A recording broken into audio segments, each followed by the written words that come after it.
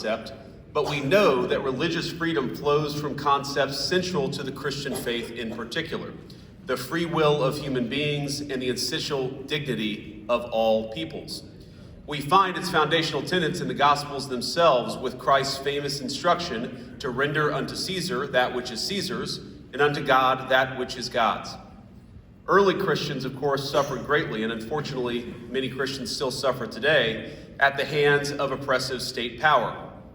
It weighed heavily on the church's first theologians and apologists.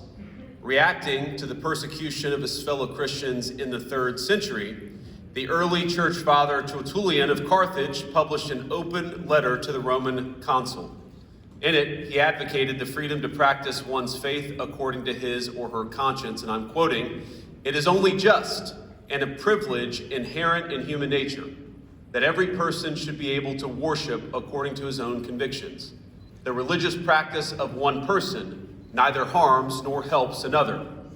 It is not part of religion to coerce religious practice, for it is by choice, not coercion, that we should be led to religion," end quote. Now, perhaps unsurprisingly, it was this same church father who is credited with first coining the phrase religious liberty. Decades later, another Christian apologist would go on to advise Emperor Constantine, quote, "Religion cannot be imposed by force. The matter must be carried on by words rather than by blows."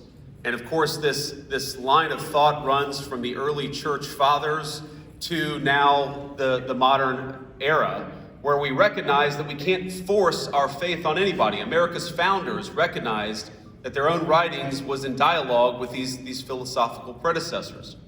In his personal correspondence, Adams himself made references to both Tertullian and other church fathers. Thomas Jefferson owned an edition of Tertullian's collected writings, which he marked up and which today sits in the Library of Congress.